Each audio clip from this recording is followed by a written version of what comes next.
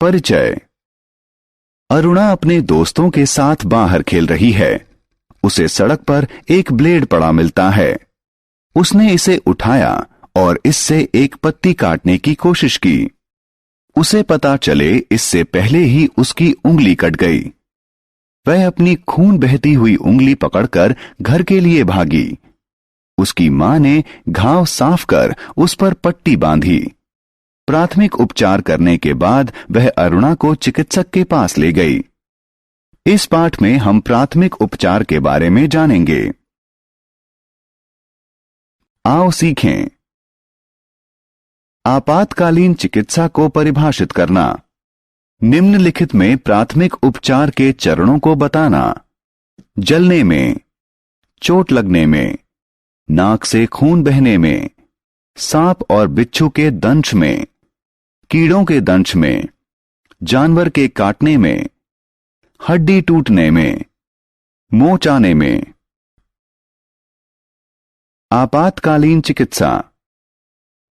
एक बुजुर्ग आदमी पार्क में बैठा हुआ था। अचानक ही उसने अपने सीने के बाएं हिस्से में तेज दर्द महसूस किया। शायद उसे हृदयाघात हुआ हो। उसे तत्काल चिकित्सा की आवश्यकता है। किसी रोगी को उसके प्राण या किसी स्थायी घाव से बचाने के लिए दी जाने वाली तत्काल चिकित्सा को आपातकालीन चिकित्सा कहते हैं। गंभीर दुर्घटनाएं, हृदयाघात, दमा का दौरा इत्यादि में आपातकालीन चिकित्सा की आवश्यकता होती है। आइए अब कुछ ऐसे उपचार सीखें जो छोटे घावों की चिकित्सा में काम आ सकते हैं।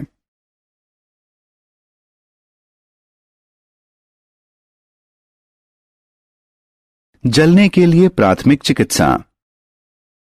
जलन, बिजली या रसायन जैसे अत्यधिक गर्म पदार्थ के संपर्क में आने से त्वचा पर होने वाला घाव है।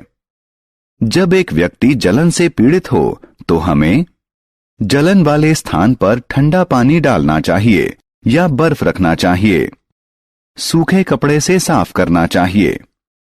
जलन वाले स्थान पर जीवाणुरोधक मलहम लगाना चाहिए। चोट के लिए प्राथमिक चिकित्सा। त्वचा के कट जाने, फट जाने या उसमें छेद हो जाने से होने वाले घाव को चोट कहते हैं। जब चोट से खून निकले तो चोट को साफ पानी और साबुन से धोएं। जीवाणुरोधक मलहम लगाएं। चोट को पट्टी से ढकें। नाक से खून बहने पर प्राथमिक उपचार।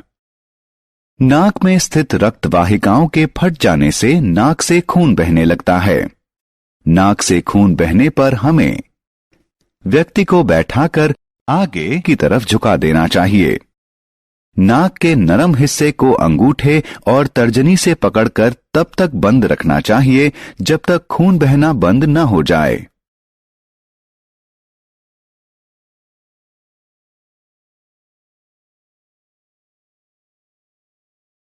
सांप या बिच्छू के दंश का प्राथमिक उपचार।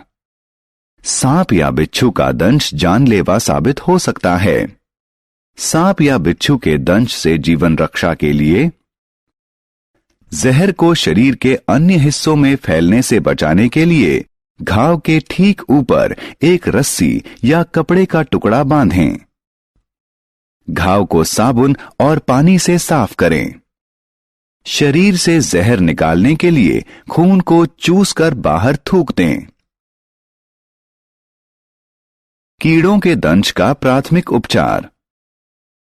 कुछ कीड़ों का दंश घातक हो सकता है। प्रभावित भाग को साबुन और पानी से धोएं। दर्द से राहत के लिए प्रभावित भाग पर बर्फ रखें। खुजली से बचाने के लिए कोई जीवाणुरोधी मलहम लगाएं। जानवरों के काटने पर प्राथमिक उपचार। कभी कभी जानवरों का काटना बहुत गंभीर हो सकता है। कुत्ते या बंदर के काटने से रेबीज हो सकता है। किसी जानवर के काटने के बाद हमें साफ कपड़े से जानवर की लार को साफ करना चाहिए। घाव को साबुन और पानी से अच्छी तरह साफ करना चाहिए। घाव पर जीवाणुरोधक मलहम लगाना चाहिए। चिकित्सक की सहायता लेनी चाहिए। हड्डी टूटने पर प्राथमिक उपचार। किसी हड्डी के टूटने को अस्थि भंजन कहते हैं। जब कोई व्यक्ति अस्थि भंजन से पीड़ित हो तो हमें सूजन और दर्द कम करने के लिए हड्डी टूटने वाले स्थान पर बर्फ लगाना चाहिए। रोगी को स्थिर रखें और घाव वाले स्थान को खमाची का सहारा देना चाहिए। चिकित्सक से तत्काल संपर्क करना चाहिए। मोच के लिए प्राथमिक चिकित्सा। मोच अस्थिबंधों के संधियों के चारों तरफ उनकी क्षमता से ज्यादा खिंच जाने के कारण होती है। मोच से राहत पाने के लिए हमें दर्द और सूजन में कमी के लिए प्रभावित भाग पर बर्फ लगाना चाहिए। सहारे के लिए पट्टी बांधनी चाहिए। घाव वाले भाग को थोड़ी ऊंचाई पर रखना चाहिए। हमने क्या चर्चा की? किसी रोगी को उसके प्राण या किसी स्थायी घाव से बचाने के लिए दी जाने वाली तत्काल चिकित्सा को आपातकालीन चिकित्सा कहते हैं। बिजली या रसायन जैसे अत्यधिक गर्म पदार्थ के संपर्क में आने से त्वचा पर होने वाला घाव जलन कहलाता है। त्वचा के कट जाने, फट जाने या उसमें छेद हो जाने वाले घाव को चोट कहते हैं। नाक से खून तब बहता है जब नाक में स्थित रक्त वाहिकाएं फट जाएं। कीड़ों के दंश से गंभीर एलर्जी अभिक्रिया हो सकती है। अस्थिभंजन अस्थियों में होता है। अस्थिबंधों और रक्तवाहिकाओं के खिंचाव को मोच कहते हैं। छोटे घावों की देखभाल घर पर ही घरेलू उपचारों से की जा सकती है।